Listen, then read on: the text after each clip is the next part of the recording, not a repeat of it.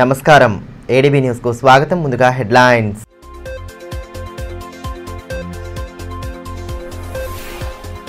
RIMS ఆవరణలో విజయ dairy parlour ప్రారంభం. ముఖ్య అతిథిగా హాజరైన కలెక్టర్ రాజశేష రోగులు వారి సహాయకులకు నాణ్యమైన పాల ఉత్పత్తులను అందించవచ్చని వెల్లడి.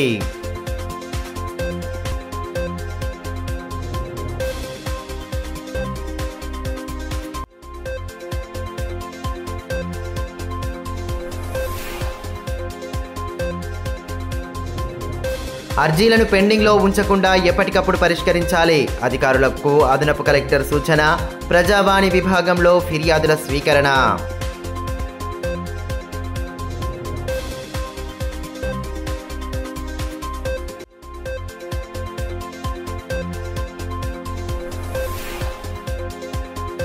ఆసక్తిగా సాగిన స్కూల్ లెవెల్ సైన్స్ ఎగ్జిబిషన్. వినూత్న ఆవిష్కరణలతో భావి శాస్త్రవేత్తలుగా ఎదగాలని డీఈఓ ప్రణీత దిశానిర్దేశం.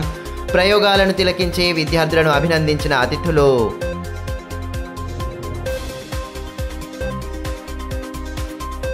రిమ్స్ ఆసుపత్రి ప్రాంగణంలో ఏర్పాటు చేసిన విజయ డైరీ పార్లర్ను సోమవారం కలెక్టర్ రాజశేష ప్రారంభించారు.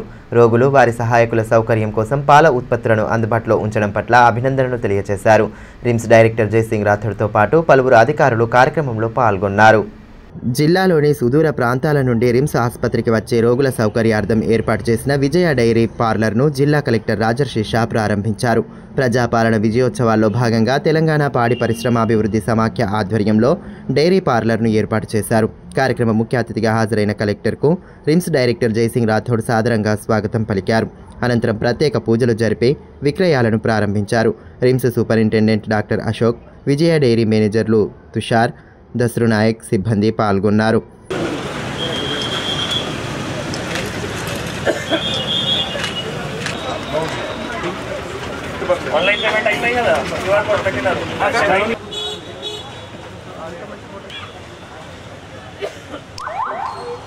ఈ మేరకు కలెక్టర్ రాజశేష మాట్లాడుతూ రోగులు వారి సహాయకులకు నాణ్యమైన పాల ఉత్పత్తులను అందించేలా విజయ డైరీ పార్లర్ను రిమ్స్ ఆవరణలో ఏర్పాటు చేయడం అభినందనీయమని అన్నారు. ఆర్టీసీ డిపోలోనూ ఈ సౌకర్యాన్ని అందుబాటులోకి తీసుకురానున్నట్లు పేర్కొన్నారు. ఆశ్రమ పాఠశాలలు, వసతి గృహాలు, గురుకుల విద్యాలయాలకు సైతం విజయ డైరీ పాలను అందించాలని ప్రభుత్వం సూచించిందని, దీని ద్వారా రైతులకు ఆదాయం పెరగడంతో పాటు విద్యార్థులకు నాణ్యమైన పాలను అందించే ఆస్కారం ఉంటుందని వివరించారు. ప్రజా విజయోత్సవం సందర్భంగా ఈరోజు రిమ్స్ హాస్పిటల్లో విజయ డైరీ పార్లర్ ఈరోజు ప్రారంభించడం జరిగింది. చాలా ఇది మంచి ఆలోచన. మన డిటి డైరీ గారు, తర్వాత డైరెక్టర్ రిమ్స్ గారు ఇద్దరు కలిసి కూడా ఇక్కడ రిమ్స్లో ఇట్లా పార్లర్ పెడితే విజయ డైరీకి ఆదాయం కూడా రావడానికి అవకాశం ఉంటుంది. ఇక్కడ ఉన్న పేషెంట్స్ కానీ, అటెండెంట్స్ కానీ, ఇంకా కూడా ఎవరైతే వచ్చిన వారికి నాణ్యత అయిన ఇక్కడ మిల్క్ ప్రొడక్ట్స్ కానీ, డైరీ ప్రొడక్ట్స్ కానీ కూడా తీసుకోవడానికి అవకాశం ఉంటుంది. కాబట్టి సిచ్యువేషన్ ఇటువైపు మన డైరీ డిపార్ట్మెంట్ కోసం, ఇటువైపు మళ్ళీ హాస్పిటల్ కోసం అది ఒక వెన్ సిచ్యువేషన్ ఉంది. కాబట్టి ఇది చాలా మంచి ఆలోచన. సిమిలర్గా ఇంకా కూడా మనం కొద్ది రోజుల్లో ఇక్కడ ఆర్టీసీలో కూడా, అక్కడ ఆదిలాబాద్ బస్ డిపోలో కూడా మళ్ళీ డిడి డైరీ గారు అండ్ ఆర్ఎం గారు అదే పనిలో కూడా ఉన్నారు. అక్కడ కూడా ఒక కొద్ది రోజుల్లో అక్కడ కూడా ఒక డైరీ పార్లర్ కూడా స్టార్ట్ చేయబోతున్నాము. సో ఇట్లా మనం విజయ డైరీకి ఏ విధంగా బలం ఉండాలి మీకు ఐడియా ఉంది. మొన్ననే ప్రభుత్వం అన్ని రెసిడెన్షియల్ ఇన్స్టిట్యూషన్స్, అన్ని హాస్టల్స్, రిమ్స్ కావచ్చు, ఎక్కడైనా కావచ్చు, ఈ విజయ డైరీ మిల్కే మాత్రమే తీసుకోవాలి. వాటికి గవర్నమెంట్ నుంచి ఈ యొక్క ఆర్డర్ కూడా రావడం జరిగింది. ఆ జియో ప్రకారం జిల్లాలో ఉన్న అన్ని రెసిడెన్షియల్ స్కూల్స్ కానీ, ఇక్కడ రిమ్స్ కానీ, తర్వాత హాస్టల్స్ కానీ అన్ని చోట్ల ఈ విజయ మిల్కే అక్కడ హాస్టల్స్లో కొనడం జరుగుతూ ఉంది. సో ఇంతకుముందు చూస్తే కొన్ని ఎస్సీ హాస్టల్స్, బీసీ హాస్టల్స్ అక్కడ వారు లోకల్ ప్రొడక్ట్స్ తీసుకునేవారు. దాదాపు 80% అంటే ఈ విజయ మిల్కే తీసుకునేవారు. కానీ ఇప్పుడు ఆ ఎస్సీ హాస్టల్, బీసీ హాస్టల్ కూడా ఏవైతే ఉన్నారో అక్కడక్కడ కొన్ని చోట్ల దూరం ఉన్న రీజన్ కావచ్చు, ఏమైనా రీజన్ కావచ్చు. సో డిడి డైరీ గారు కూడా ఎంత దూరం ఉన్నా కూడా 100% మన జిల్లాలో ఈ విజయ మిల్కి అన్ని ఇన్స్టిట్యూషన్స్కి కూడా సౌకర్యం ఉండాలి. కాబట్టి వారు కూడా ముందుకు వచ్చి ప్రభుత్వం కూడా ఆదేశాల మేరకు అన్ని ఇన్స్టిట్యూషన్స్లో కూడా ఇప్పుడు విజయ డైరీ మిల్కే సప్లై చేయడం జరుగుతూ ఉంది. సో ఇట్లా ఇంకా కూడా మనం విజయ డైరీ సంబంధించిన ఎక్కడైనా మోడల్ మిల్క్ కలెక్షన్ యూనిట్ కానీ ఇట్లా కూడా చేయడానికి ఒక ఆలోచన ఉంది. సో దాన్ని కూడా తీసుకుంటే మళ్ళీ అక్కడ రైతుల సంఖ్య కూడా పెరగడానికి అవకాశం ఉంటుంది. ఆ పనిలో కూడా డిడి డైరీ గారు ఉన్నారు. సో అట్లా చేసుకొని విజయ డైరీకి మనం ఈ ఆర్థిక బలోపేతం కానీ రైతులే కూడా మళ్ళీ ఇంకా వారు విజయ డైరీకి అట్లా మిల్క్ అమ్మితే మన ఇటువైపు సంస్థ కానీ, ఇటువైపు రైతులు కానీ, ఇటువైపు ఇన్స్టిట్యూషన్స్ కానీ అందరికీ కూడా ఒక మేలు జరుగుతాయి. అందరూ కూడా ఒక మంచిగా ఈ పద్ధతిలో విజయ డైరీకి కూడా మనం నడిపించడానికి అవకాశం ఉంటుంది. కాబట్టి ఈరోజు ఈ కార్యక్రమం కూడా చాలా మంచి కార్యక్రమం. అర్జీదారుల వినతులను పెండింగ్లో ఉంచకుండా ఎప్పటికప్పుడు వాటిని పరిష్కరించే దిశగా చర్యలు తీసుకోవాలని అదనపు కలెక్టర్ శ్యామలాదేవి సూచించారు. సోమవారం నిర్వహించిన ప్రజావాణి విభాగంలో ఆమె పాల్గొని ప్రజల నుండి వినతులను స్వీకరించారు. అర్జీదారుల సమస్యల పరిష్కారానికి అధికార యంత్రాంగం సత్వర చర్యలు తీసుకోవాలని అదనపు కలెక్టర్ శ్యామలాదేవి సూచించారు. సోమవారం స్థానిక కలెక్టరేట్ సమావేశ మందిరంలో నిర్వహించిన ప్రజావాణి ఫిర్యాదుల విభాగంలో ఆమె పాల్గొన్నారు. ఈ సందర్భంగా జిల్లా నలుమూలల నుండి వచ్చిన ప్రజలు తమ సమస్యలను వినతుల రూపంలో కలెక్టర్కు అందజేశారు. సమస్యలను సావధానంగా ఆలకించిన అదనపు కలెక్టర్ వాటి పరిష్కారానికి తీసుకోవాల్సిన చర్యలపై సంబంధిత శాఖల అధికారులకు విస్తృత సూచనలు చేశారు.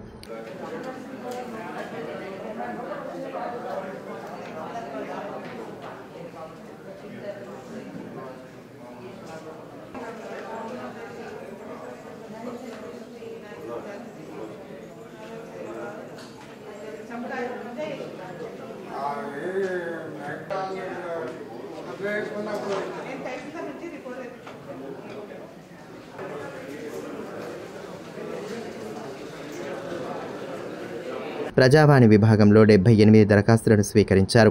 కార్యక్రమంలో RDO Vinod Kumar, ZP CEO Jitender తదితరులు పాల్గొన్నారు. ఈ మేరకు అదనపు కలెక్టర్ శ్యామలాదేవి మాట్లాడుతూ అర్జీదారులు నమ్మకంతో ఇచ్చే వినతుల పరిష్కారానికి అధికార యంత్రాంగం తగు చర్యలు తీసుకోవాలన్నారు. అర్జీలను పెండింగ్లో ఉంచకుండా ఎప్పటికప్పుడు వాటిని పరిష్కరించే దిశగా కృషి చేయాలని సూచించారు.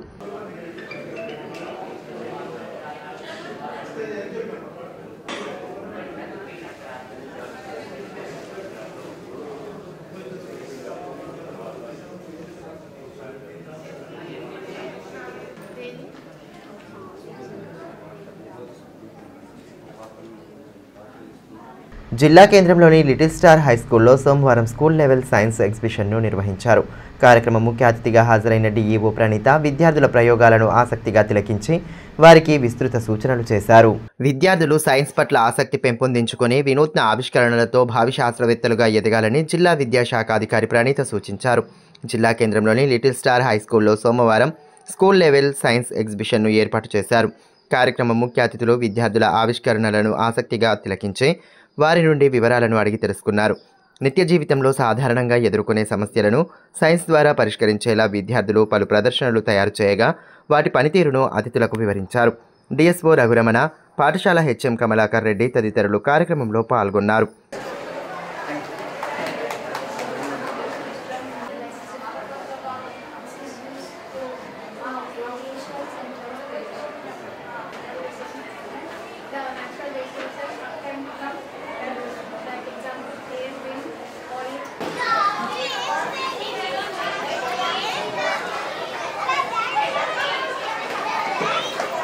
Without understanding the cause of the problem, we cannot see program and we can grow your talent. Okay.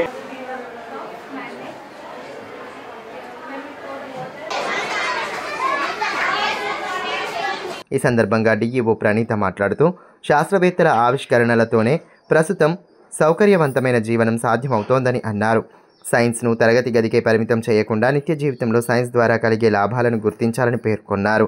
వినూత్న ఆలోచనలతో ఆవిష్కరణలు చేసి భావి శాస్త్రవేత్తలుగా ఎదగాలని దిశానిర్దేశం చేశారు. చాలా బాగా చేస్తున్నారు. విద్యార్థుల్లో ఉన్నటువంటి నాలెడ్జ్ని, సృజనాత్మకతని బయట తీయడానికి మనం ఈ సైన్స్ కండక్ట్ చేస్తున్నాము. ఎందుకంటే పిల్లలు ఎగ్జిబిషన్ నిర్వహిస్తారు. మరి ఎగ్జిబిషన్ మీరు అందరు చూడాలి. చూసిన తర్వాత అక్కడ ఎక్స్ప్లెయిన్ మా చిల్డ్రన్స్ టీచర్స్ ఎక్స్ప్లెయిన్ చేస్తారు. ఆ అవగాహనని మనం అలవర్చుకొని ఇంకా మన లైఫ్లో మంచి ఎగ్జిబిట్ చేస్తూ మంచి ప్రయోగాత్మక చేస్తూ మనం ముందుకు సాగాలని కోరుకుంటున్నాను. రాష్ట్ర ప్రభుత్వం రైతులకు ఇచ్చిన హామీలను వెంటనే అమలు చేయాలని ఎమ్మెల్యే పాయల్ శంకర్ డిమాండ్ చేశారు. అర్హులైన ప్రతి ఒక్కరికి రుణమాఫీ చేయడంతో పాటు రైతు భరోసాను విడుదల చేయాలని కోరుతూ వినూత్న నిరసన తెలిపారు. సోమవారం అసెంబ్లీ సమావేశాలు ప్రారంభమైన నేపథ్యంలో అసెంబ్లీకి కారులో కాకుండా ట్రాక్టర్ నడుపుతూ వెళ్లారు. రైతుల సమస్యలను ప్రభుత్వం దృష్టికి తీసుకెళ్లేందుకు గాను వినూత్నంగా నిరసన వ్యక్తం చేశారు. స్వయంగా ట్రాక్టర్ను నడుపుతూ అసెంబ్లీ వరకు వెళ్లారు. ఆయన వెంట ఎమ్మెల్యేలు రామారావు పటేల్, పాల్వాయి హరీష్ బాబు ఉన్నారు.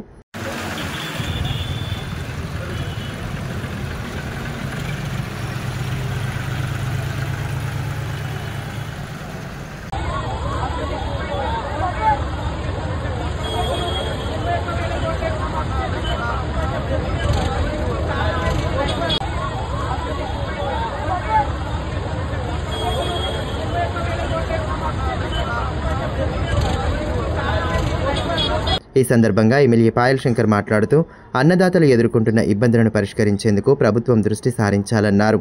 వెంటనే రుణమాఫీ చేయడంతో పాటు రైతు భరోసాను విడుదల చేయాలని డిమాండ్ చేశారు.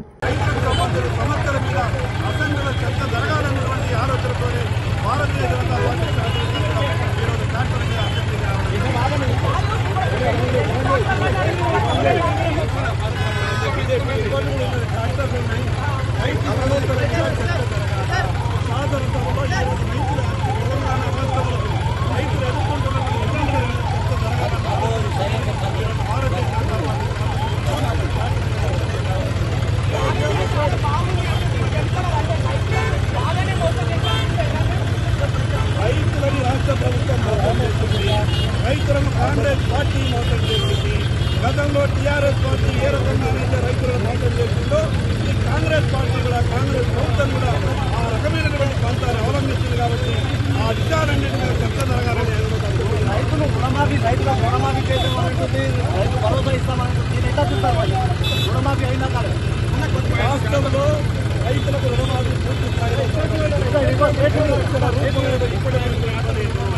2 లక్షల రూపాయలు బాకీ ఉన్నటువంటి ఏ ఒక్క రైతు కూడా పంటల బీమా పథకం రాలేదు, రైతు భరోసా రూపాయి విడుదల కాలేదు. ఈ అన్ని విషయాలను యూపీఏ చైర్పర్సన్ కాంగ్రెస్ పార్టీ అగ్రనాయకురాలు సోనియా గాంధీ జన్మదిన వేడుకలను ఆ పార్టీ శ్రేణుల ఆధ్వర్యంలో సోమవారం ఘనంగా జరుపుకున్నారు. తెలంగాణ కిసాన్ కాంగ్రెస్ రాష్ట్ర ప్రధాన కార్యదర్శి బోరంచు శ్రీకాంత్ రెడ్డి ఆధ్వర్యంలో సోనియా గాంధీ జన్మదినాన్ని ఆయన నివాసంలో నిర్వహించారు. ఈ సందర్భంగా పార్టీ నేతలతో కలిసి కేక్ కట్ చేసి ఒకరికొకరు తినిపించుకున్నారు. అనంతరం సోనియా గాంధీ చిత్రపటానికి పాలాభిషేకం చేశారు. కార్యక్రమంలో నాయకులు వెంకటరెడ్డి, మహమ్మద్ ఇర్ఫాన్, దామోదర్ రెడ్డి, గోవర్ధన్, నాగరాజు, వేముల, సురేష్, రాజేందర్, గౌతమ్, ముబారక్, ఖయ్యూం తదితరులు పాల్గొన్నారు.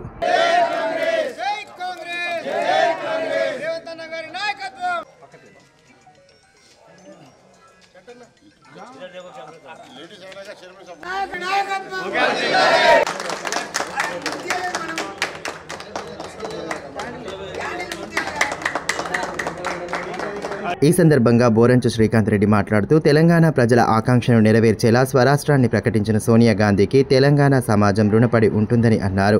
రాష్ట్ర, జిల్లా ప్రజలందరికీ ఆమెకు జన్మదిన శుభాకాంక్షలు తెలుపుతున్నట్టు తెలిపారు.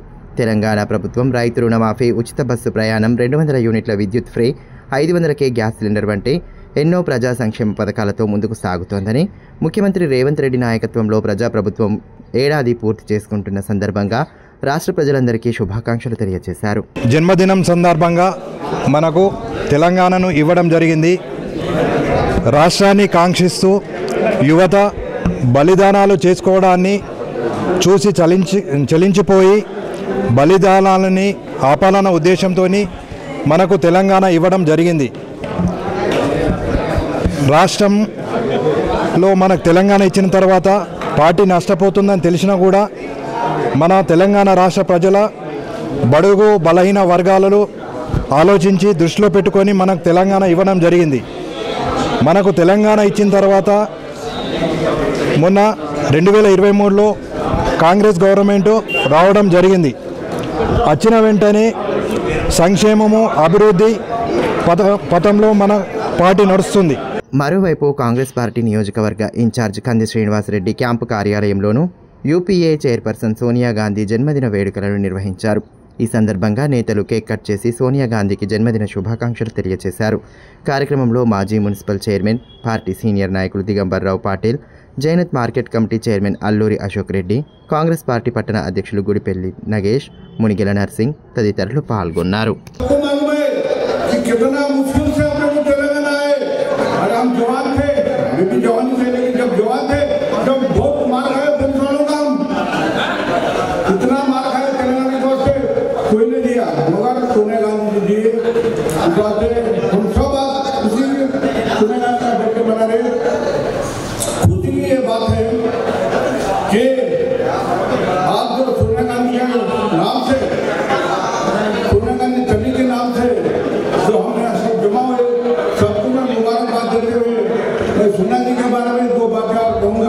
इसलिए क्योंकि जब पार्लियामेंट चल रहा था आंध्रा वालों ने तेलंगाना वालों को नहीं चलने दिए, फिर भी सोनिया गांधी जी ने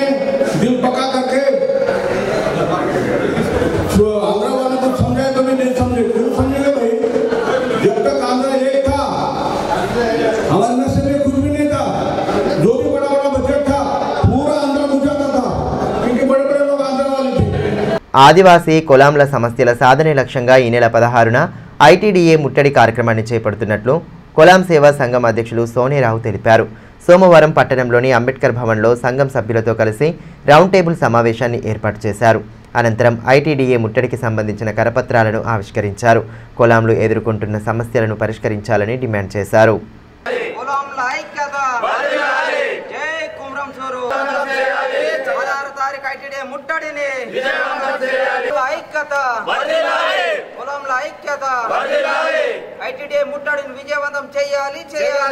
చలో ఉట్నూర్ ఐటీడీఏ ముట్టడి కార్యక్రమానికి ఏదైతే రాష్ట్ర కులం సేవా సంఘం రాష్ట్ర అధ్యక్షుల ఆదేశాల మేరకు ఇవ్వడం జరిగింది. అక్కడ చాలా కూడా సమస్యలు ఎదురైనాయి కాబట్టి ఎక్కువ సమస్య అనేది మరి ఆదివాసీ కులం సమాజాన్ని అతలకుతలం చేస్తున్నటువంటి సమస్య ఏదైతే మన్నెవారికి సంబంధించింది ఉందో ఈ సమస్య పైన మరి డిసెంబర్ 16 నాడు ఐటీడీలో మరి కులం సేవా సంఘం ఆధ్వర్యంలో ముట్టడి కార్యక్రమాన్ని ఏర్పాటు చేయడం జరిగింది. ఈ కార్యక్రమానికి మరి ఆయా గ్రామాలు ఉన్నటువంటి మరి ఆదివాసీ కులం సోదరులందరూ కూడా పెద్ద ఎత్తున వచ్చి విజయవంతం చేస్తారని కూడా ఈరోజు ఆదిలాబాద్ జిల్లా హెడ్ క్వార్టర్ అంబేద్కర్ భవనంలో రౌండ్ టేబుల్ సమావేశం అనేది ఏర్పాటు చేయడం జరిగింది. అక్కడ ఎందుకంటే PM జన్మ నిధి కింద ఏవైతే నిధులు వచ్చినాయో వీటిని కూడా మరి అక్కడ స్థానికంగా ఉన్నటువంటి ప్రాజెక్టు ఏదైతే అధికారులు ఉన్నారో వాళ్ళంతా పక్కదారి పట్టిస్తున్నారని ఇలా మా సమాజానికి తెలిసింది. కాబట్టి ఆ సందర్భంలో కొన్ని సమస్యలు ఉన్నాయి కాబట్టి ఈ సమస్యల పైన ఎక్కువ చర్చ జరపడానికి ఆ రోజు పెద్ద ఎత్తున మరి ఐటీడీఏ ముట్టడి కార్యక్రమాన్ని ఏర్పాటు చేయడం జరిగినది. వార్తలు ముగించే ముందు హెడ్లైన్స్ మరోసారి.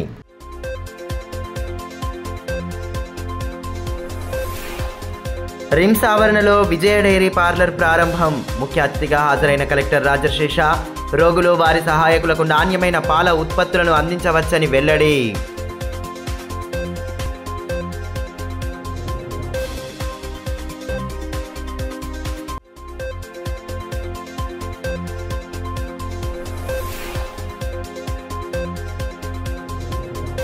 అర్జీలను పెండింగ్లో ఉంచకుండా ఎప్పటికప్పుడు పరిష్కరించాలి. అధికారులకు అదనపు కలెక్టర్ సూచన.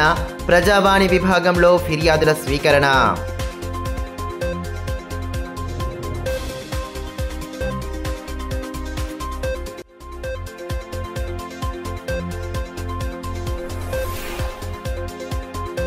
ఆసక్తిగా సాగిన స్కూల్ లెవెల్ సైన్స్ ఎగ్జిబిషన్. వినూత్న ఆవిష్కరణలతో భావి శాస్త్రవేత్తలుగా ఎదగాలని డీఈఓ ప్రణీత దిశానిర్దేశం. ప్రయోగాలను తిలకించి విద్యార్థులను అభినందించిన అతిథులు.